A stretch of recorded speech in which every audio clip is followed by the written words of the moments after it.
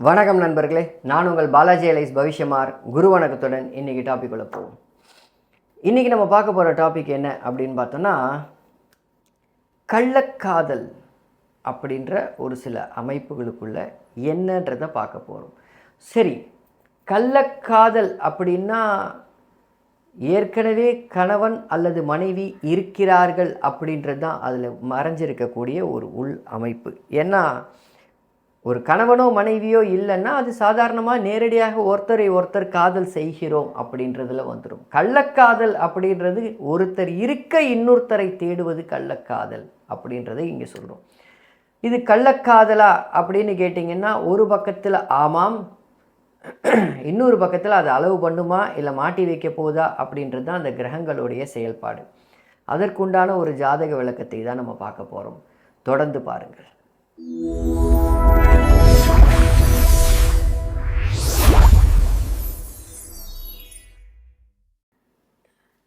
இந்த ஜாதகர் ஒரு 2025 பிற்பகுதி, கிட்டத்தட்ட அக்டோபர் நவம்பர்னு நினைக்கிறேன், அந்த பீரியடில் தான் கன்சல்டிங்க்கு வந்தார். இந்த கன்சல்டிங் வரும்பொழுது ஆஸ் யூஷுவல் நான் கேட்ட கேள்வி, என்ன சார் இந்நேரத்துக்கு உங்களுக்கு ஒரு சில எண்ணங்கள் உங்கள் மனசுக்குள்ளே இருக்கணுமே, உங்களுக்கு மனைவி இருக்க இன்னொரு அமைப்பு உருவாகி இருக்கணுமே அப்படின்னு கேட்டேன். அவர் மறைக்கலாம் இல்லை, சார் என்னுடைய எண்ணங்கள் பூரா அதில் தான் போகுது. என் எண்ணங்கள் நல்லா புரிஞ்சுக்கோங்க, என்னுடைய எண்ணங்கள் பூரா அதில் தான் போகுது அப்படின்ற ஒரு வார்த்தையை சொல்கிறார். ஜாதகத்தை பார்ப்போம். ஏன் எதனால் அப்படின்றதுக்கு உண்டான அமைப்பு.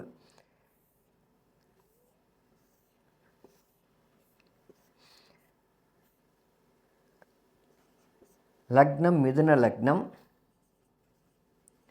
கேது குரு புதன் சுக்கிரன் சூரியன் சனி ராகு செவ்வாய் சந்திரன்.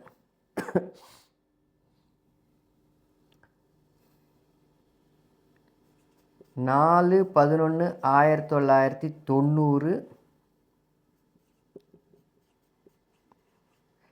ஊர் வந்து வேண்டாம். எந்த ஊர்ன்றது ஒரு பிரைவசி காரணத்திற்காக ஊர் வேண்டாம். சரி, இவருக்கு நடக்கக்கூடிய தசாபுக்திகள் தான் எல்லாமே 2023 2ஆம் மாதத்திலிருந்து 2023 2ஆம் மாதத்திலிருந்து இவருக்கு குரு தசை.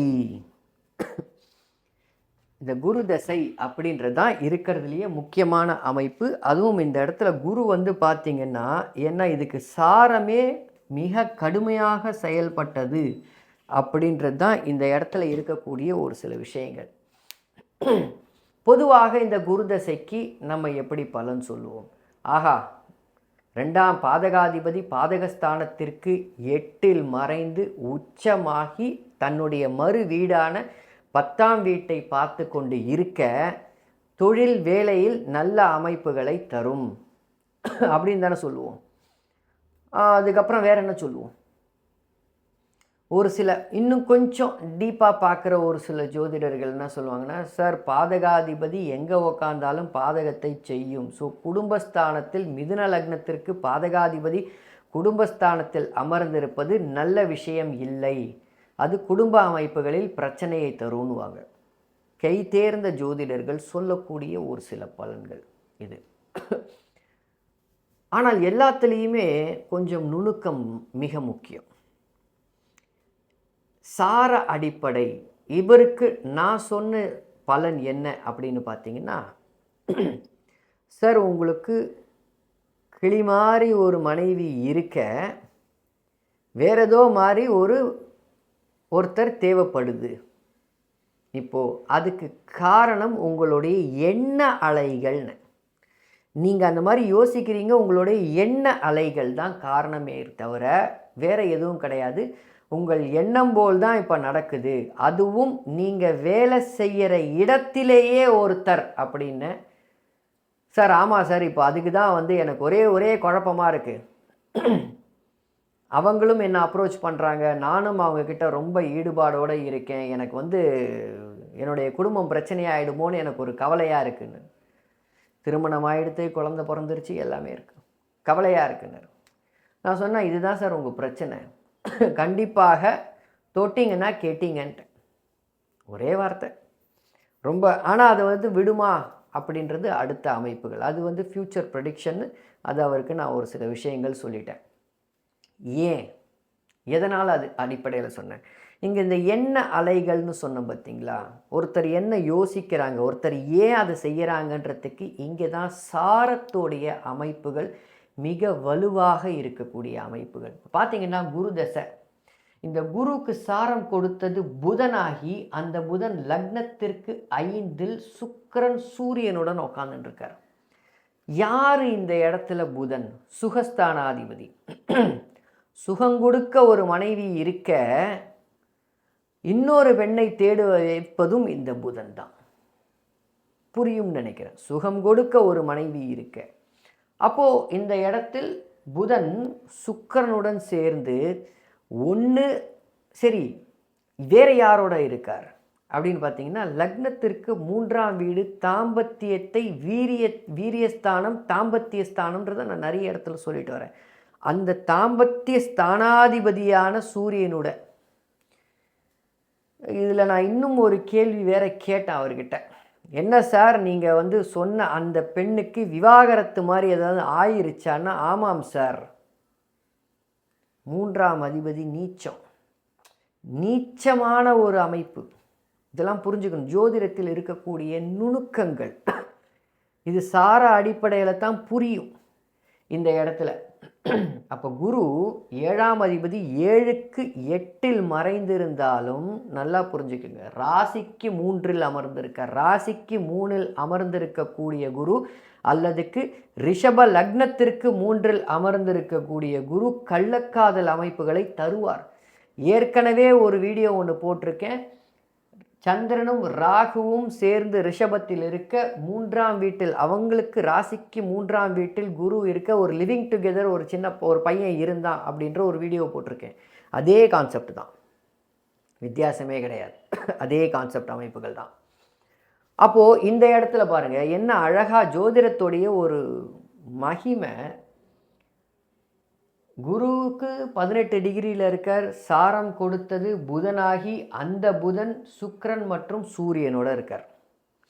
லக்னத்திற்கு 5ல் எண்ண அலைகளுக்கு. இப்போ பாருங்கள் ராசிக்கு, பாருங்கள் ராசிக்கு 4ஆம் அதிபதி சுகம் கொடுக்கக்கூடிய அதிபதி, அவன் நீச்சமாகி அவன் ராசிக்கு 5ஆம் அதிபதி மற்றும் ராசிக்கு 6ஆம் அதிபதியோடு இருக்கான். எவ்வளோ பாருங்கள், எங்கே கொண்டு வந்து கனெக்ட் பண்ணணும். ஒரு ஜோதிடத்தில் ஒரு ஜாதகத்தை நம்ம பார்க்குறோம் அப்படின்னா, இந்த கிரகம் இங்கே இருக்குது, இந்த கிரகம் குரு சுக்கிர தொடர்பில் இருக்குதுன்னு சொல்லிட்டு போயிட முடியாது. கொண்டு வந்து கனெக்ட் பண்ணும்.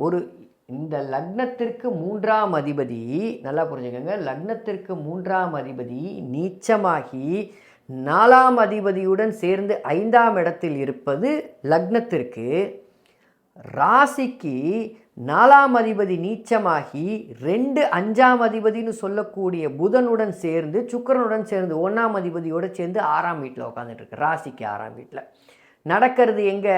ராசிக்கு 8ஆம் அதிபதியுடைய தசை, ராசிக்கு தாம்பத்திய ஸ்தானத்தில். எவ்வளோ பெரிய கனெக்டு. குரு தசையிலேருந்து தான் இந்த பிரச்சனை. குரு பார்த்த ராகு திசையில் இல்லை, குரு பார்த்த ராகு திசையில் கிடையாது. இத்தனைக்கும் ராகு சூரியனுடைய சாரத்தில் இருப்பார். இந்த இடத்துல உத்திராட நட்சத்திரத்தில் இருப்பார். உத்திராட நட்சத்திரம் 4ஆம் பாதம்னு நினைக்கிறேன். 4ஆம் பாதமோ இல்லை 4ஆம் பாதமோ இல்லை 3ஆம் பாதமோ சரியாக தெரில. இப்போ இந்த போட்டிருக்கேன் பாருங்கள், நீங்கள் போட்டு பார்த்துக்கங்க. ஓகே, 3ஆம் பாதத்துலேயோ, ஆமாம் 3ஆம் பாதத்தில் இருப்பார் நினைக்கிறேன். உத்திராட நட்சத்திரம் 3ஆம் பாதத்தில் இருப்பார். சூரியனுடைய சாரத்தில் இருப்பார். அந்த சூரியனும் அப்போது அவருமே புதன் சுக்கிரனோடு தான் இருக்கார். ஆனால் ராகு திசையில் இந்த அமைப்பு இல்லை. ஏன்றது தான் அந்த இடத்துல கேள்வி. ராகு அதே குரு பார்வை, நல்லா தான் இருக்குது.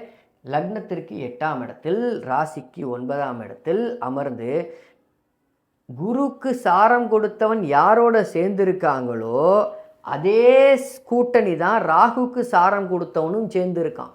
இப்போ புரியுதுங்களா? சாரத்தில் இருக்கக்கூடிய வேறுபாடு என்னன்னு, ஏன் அந்த கேள்வி. ராகு நின்ற வீடு வேற, குரு நின்ற வீடு வேற. இந்த இடத்தில் குரு தனியாக இருந்திருந்தால் கூட இவ்வளவு பிரச்சனை கிடையாது. இந்த இடத்துல கேது சேர்ந்தது தான் ஒரு பிரச்சனைன்னு சொல்லுவேன். என்ன கேட்டால் இந்த இடத்துல கேது சேர்ந்தது தான் பிரச்சனை. தனியாக இருந்திருந்தால் வேற மாதிரியான பிரச்சனையாக இருக்கும். கேது சேர்ந்தது வேற ஒரு பிரச்சனையை கிளப்பி விட்டுருச்சு இந்த இடத்துல. ஸோ ஒரு ஜாதகத்தை நாம் பார்த்தவுடன் இந்த ஜாதகத்திற்கு எதற்காக பலன் வர சொல்கிறதுக்கு வந்திருக்காங்கன்றது ஓரளவுக்கு நீங்கள் அந்த தசாபுக்தியோட மேட்ச் பண்ணி கேஜ் பண்ணும்போதே தெரிஞ்சிடும். அப்போது இது கள்ளக்காதல் அமைப்பா? ஆமாம் சார், ஃபுல்லாக கள்ளக்காதல். உங்களுக்கு கண்டிப்பாக இந்த குருதசை முடிகிற வரைக்கும் உங்களை விடவே விடாது, கோத்து விடாமல் போகாது இந்த குரு. வடிவேலு ஒரு படத்தில் சொல்லுவானே, குண்டு பாய்புள்ள கோத்து விடுது பாரு அப்படின்வானே. இவரும் குண்டு பாய்புள்ள தான், குருவும் கோத்து விடாமல் போகாது.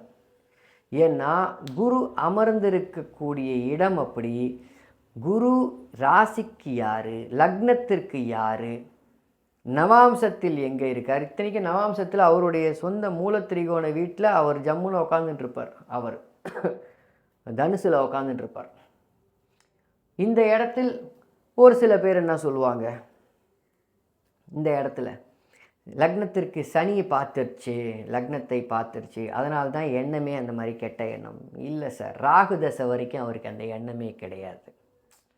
நம்ம காலத்துக்கேற்ப வாடிக்கையாளர்கள் ஆமான்னு சொல்லிட்டா வேறு டைரக்ஷனில் போயிடுவோம், இல்லைன்னு சொல்லிட்டா வேறு டைரக்ஷனில் போயிடுவோம். அது தவறான ஜோதிடம். அப்புறம் என்ன சொல்லுவாங்க, லக்னத்திற்கு 7ஆம் இடத்துல சனி செவ்வாயோடைய 8ஆம் பார்வை பார்க்குது அப்படின்வாங்க. இதை ஒரு விதத்தில் இந்த சனி செவ்வாயை நான் ஆதிபத்தியங்களோட கனெக்ட் பண்ணி லக்னத்திற்கு 7ஆம் இடத்தில் 6 8ஆம் அதிபதியின் சங்கமம்னு கொண்டு வருவேன். அது ஒரு சில பிரச்சனைகளை தரத்தான் செய்யும், ஆனால் பாவத்துவம்ன்ற பிரச்சனை கிடையாது. நான் சொல்கிறது புரியுதுங்களா? ஏன் அப்படின்னா இந்த இடத்துல மனைவியோடைய அமைப்பு ரொம்ப ஸ்ட்ராங்காக இருக்குது. ஏன் ஸ்ட்ராங்காக இருக்குது அப்படின்றது வேணும். 7ஆம் அதிபதி உச்சம், பாயிண்ட் நம்பர் 1. லக்னத்திற்கு 7ஆம் வீட்டிலும் மற்றும் ராசிக்கு லக்னத்திற்கு 7ஆம் வீட்டில் அமர்ந்திருக்கக்கூடிய கிரகம் யாருன்னு பார்த்தீங்கன்னா சனி. இந்த சனி லக்னத்திற்கு பாக்கியாதிபதி, ராசிக்கு ராஜயோகாதிபதி. அப்போது ஒரு ராஜயோகாதிபதி பாக்கியாதிபதி ஒரு இடத்தில் அமர்ந்தால் அந்த இடத்த கெடுக்க விட்டுருவார், அதெல்லாம் கெடுக்க விட மாட்டார். அவர் எப்பேற்பட்ட சனி செவ்வாய் வேணாலும் பார்க்கட்டும், பூரிக்கட்டையால் அடி கொடுக்குமே தவிர பிரித்து விடாது. அப்போ அதனால்தான் இது கள்ளக்காதல் அமைப்புகளுக்குள்ளே வருது. இந்த இடத்துல வெட்டி விட்டுருச்சுன்னா கள்ளக்காதல் கிடையாது. உதாரணத்தை நீங்கள் புரிஞ்சுக்கணும், எந்த இடத்தில் வேறுபடுகிறது அப்படின்றத நம்ம நல்லா உள்வாங்கிக்கணும். இந்த வீடியோ உங்களுக்கு பிடிச்சிருந்ததுன்னா லைக் பண்ணுங்கள், சப்ஸ்கிரைப் பண்ணுங்கள், ஹை பட்டன் அழுத்துங்க, இன்னும் நிறைய பேருக்கு ஷேர் பண்ணுங்கள். உங்களுடைய ஒவ்வொரு லைக்கும் இன்னும் 10 பேர்கிட்ட கொண்டு போய் சேர்க்கும்ன்றதை மறந்துடாதீங்க.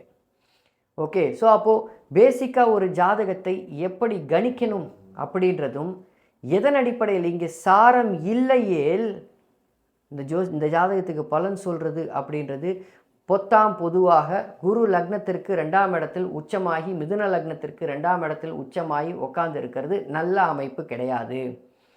அவர் குடும்பத்தை கெடுப்பார் அப்படின்னு தான் சொல்லுவோம். இது பொது பலன். அதுக்குள்ளே இருக்கக்கூடிய உப பலன் என்ன மற்றும் மற்ற பலன்கள் என்ன, எதனால் கெடுக்கிறார், ஏன் கெடுக்கிறார், எங்கே சாரம் உள்ள வருது, எங்கே சாரம் வரவில்லை, எங்கே வருது. எல்லா இடத்துக்கும் சாரம் தேவையா? தேவையில்லை. ஆனால் எடுக்க வேண்டிய இடத்துல சாரம் கண்டிப்பாக தொட்டே ஆகணும். ஏன்னா நான் கேட்ட கேள்வி, சார் உங்களுடைய எண்ண அலைகள் அப்படி தான் இருக்குது. ஆமாம் சார், எனக்கு மைண்டு பூரா ஒரே குழப்பமாக இருக்குது, எனக்கு வேணும்னு இருக்குது, வேண்டான்னு இருக்குது.